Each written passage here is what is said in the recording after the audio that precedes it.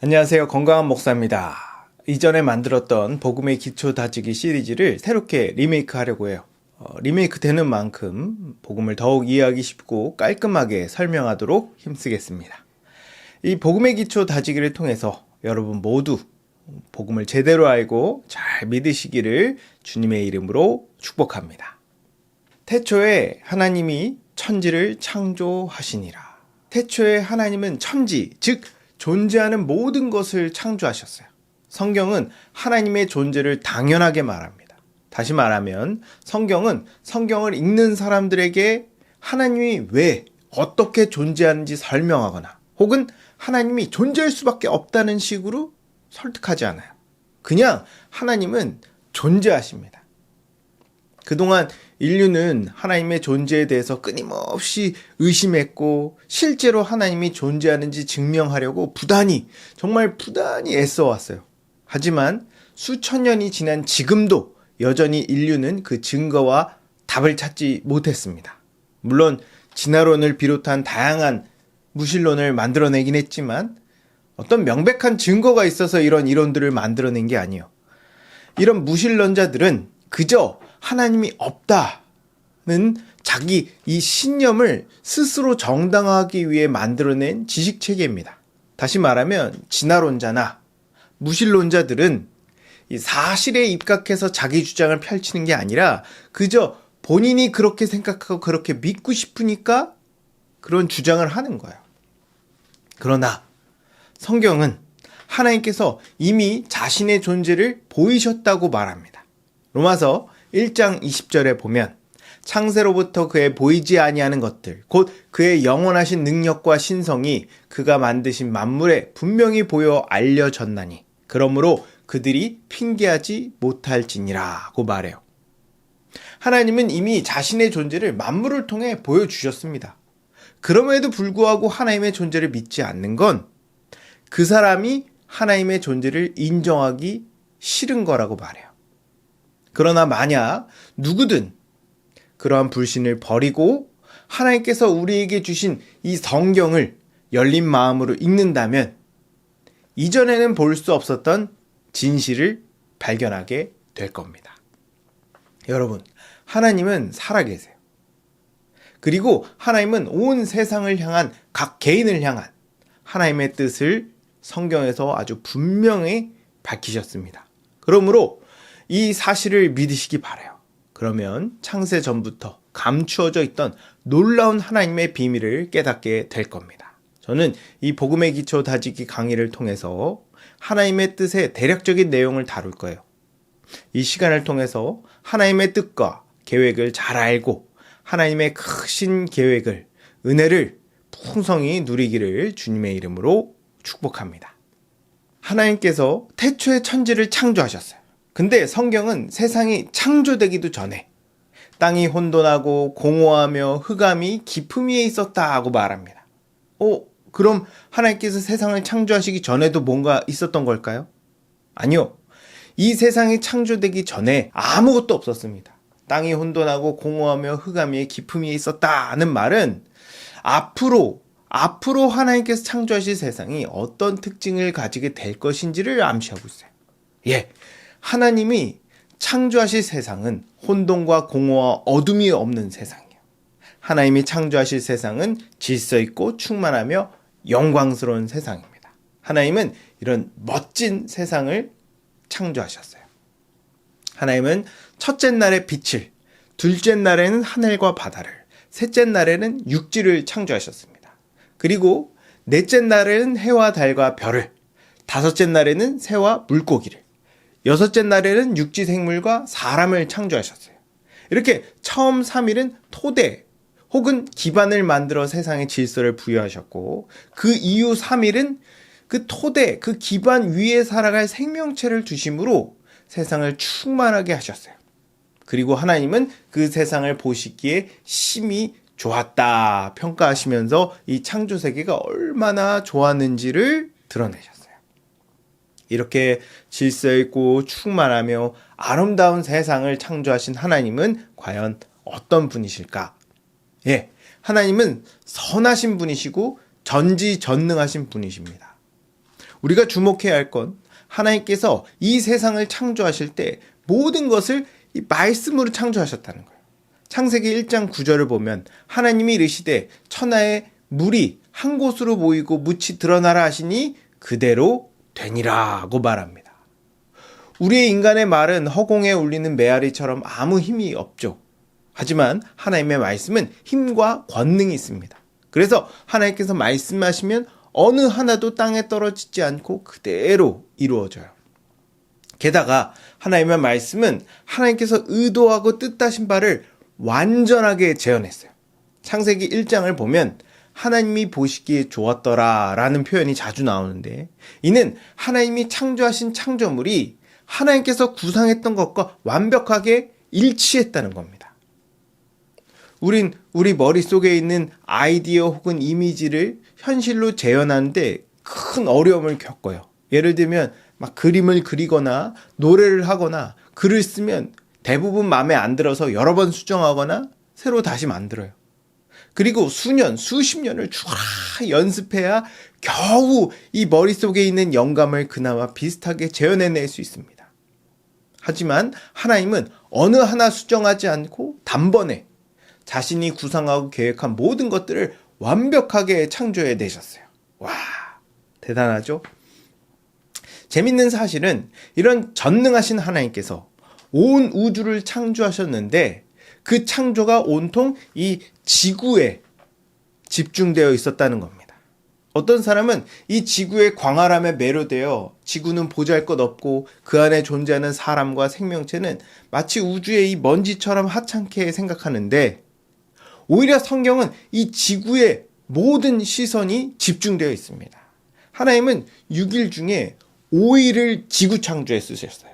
반면 우주에 있는 행성들을 만드는 데는 고작 하루밖에 안 쓰셨습니다.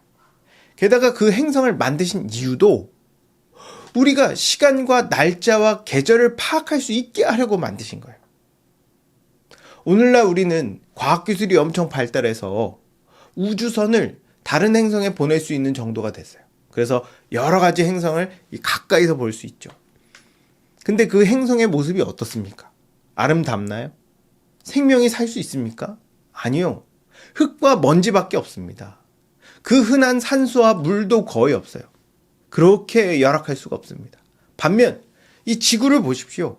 수백만 종의 생명체가 어우러져 풍성하게 살아가고 있고 그 많은 생명체가 살아갈 수 있는 조건을 완벽하게 갖췄어요. 근데 어떻게 우주의 중심이 이 지구가 아니라고 말할 수 있겠어요? 이렇게 하나님께서 지구 중심의 창조를 하신 이유는 이 사람의 활동 무대가 바로 지구이기 때문입니다. 하나님은 사람을 맨 마지막에 창조하셨어요.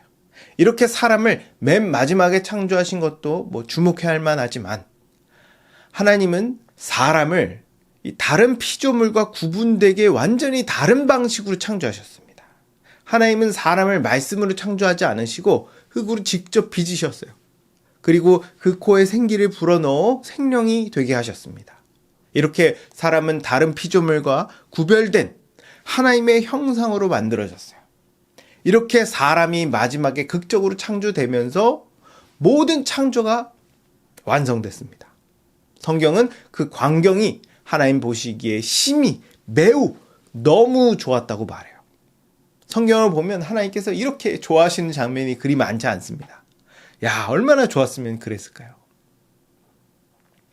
우리는 창세기 1, 2장의 창조 기사를 보고 크게 세 가지를 생각해 봐야 합니다.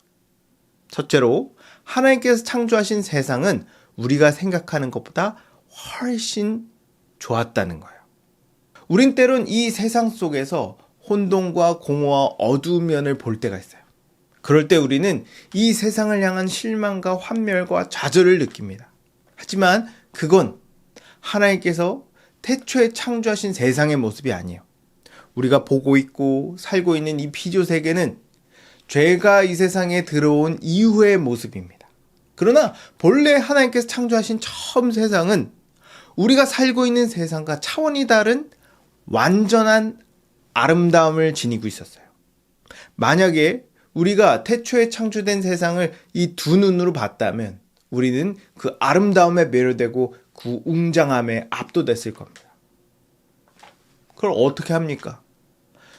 전지전능하시고 모든 것이 완전하신 하나님께서 심히 좋다라고 말씀하신 세상이에요. 근데 과연 사람이 그 세상을 별로라고 평가할 만한 게 한 개라도 있을까요? 게다가 사람은 하나님의 형상으로 창조됐습니다. 하나님이 좋으면 우리도 좋을 수밖에 없어요. 오히려 우리의 상상을 초월할 정도로 좋을 겁니다. 둘째로, 하나님이 창조하신 사람은 그 무엇보다 탁월하고 존귀하다는 거예요. 오늘날 많은 사람들이 다른 사람과 자신을 비교하면서 자신을 비하하고 부끄러워합니다. 그래서 얼마나 많은 사람들이 자신을 미워하는지 몰라요. 그러나 사람은 자신을 비하하고 미워할 그런 존재가 아닙니다. 사람은 하나님의 형상으로 창조됐어요. 그렇기 때문에 그 존재 자체만으로 사람은 존중받아야 되고 사랑받아야 됩니다. 그럼에도 사람들이 자신을 비하하거나 다른 사람을 하찮게 여기는 이유는 사람이 하나님의 형상으로 창조되었다는 게 무슨 의미인지 모르니까, 이게 얼마나 엄청난 건지 모르니까 그러는 거예요. 안다면 절대로 자신을 그리고 다른 사람을 미워할 수 없습니다. 물론 현재 자신의 이 몇몇 부분이 마음에 안 들 수 있어요. 외모가 마음에 안 들 수 있고, 원하는 재능이 없을 수 있고, 정신적으로 육체적으로 약하거나 병들었을 수 있습니다. 하지만 그건 죄로 말미암아 하나님의 형상 일부가 훼손돼서 그런 거지, 본래 사람의 모습은 그렇지 않았어요. 완전했습니다. 우리가 창조, 즉 태초에 하나님께서 창조하신 세상이 어떠했는지 배워야 되는 이유는 하나님께서 창조하신 세상이 얼마나 좋은 세상인지, 사람이 얼마나 귀한 존재인지 알아. 지금 현재 우리가 사는 세상이 뭔가 크게 잘못됐다는 문제의식을 느끼고 그 근본적인 원인을 해결해 다시 원상태로 돌아가야 한다는 목적의식을 갖기 위함이에요. 셋째로, 제일 중요한 건데, 하나님이 온 우주 만물을 주관하고 다스리신다는 겁니다. 하나님은 자신의 전능하신 능력으로 이 세상을 창조하셨어요. 근데 하나님은 아무 의도나 목적 없이 그냥 막무가내로 사람과 동물, 땅과 바다, 해와 달과 별을 만드신 게 아닙니다.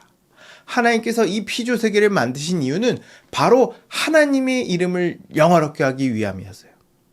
하나님의 이름을 영화롭게 한다고 하니까 어떤 사람은 하나님이 자기중심적이고 이기적인 분이라고 생각하는데 아닙니다. 하나님은 만물을 복되게 하시는 방식으로 자신을 영화롭게 하세요. 쉽게 예를 들면 아버지가 자식을 잘 먹이고 양육해서 그 아들이 아버지를 사랑하고 존경하게 만드는 방식, 이런 방식으로 이 세상을 다스리신다는 거예요. 예, 하나님은 좋으신 아버지 하나님이에요. 하나님께서 창조하신 세상은 정말 좋았습니다. 비록 죄가 이 세상에 들어와 많은 것이 훼손되고 오염됐지만 우리 전능하신 아버지가 모든 것을 원래대로 되돌려 놓으실 거예요. 아니, 처음부터 더 좋은 모습으로 우리를 회복시키실 겁니다. 성경은 하나님께서 모든 것을 다 바로 잡으실 뿐만 아니라 처음 것보다 더 발전된, 더 영광스러운 세상을 우리에게 주실 거라고 말해요.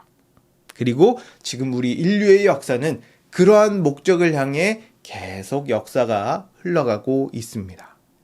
그러니 우리는 우리의 창조주, 선하신 하나님 아버지께서 이 만물을 주관하고 다스리신다는 사실을 믿고 그분을 의지해야 돼요. 그리고 성경을 통해 하나님이 어떤 분이신지, 우리를 향한 계획이 무엇인지 제대로 배워야 됩니다. 그럴 때 우리는 우리가 사는 이 어두운 세상 속에서 낙심하지 않고 소망을 가지고 살아갈 수 있는 거예요.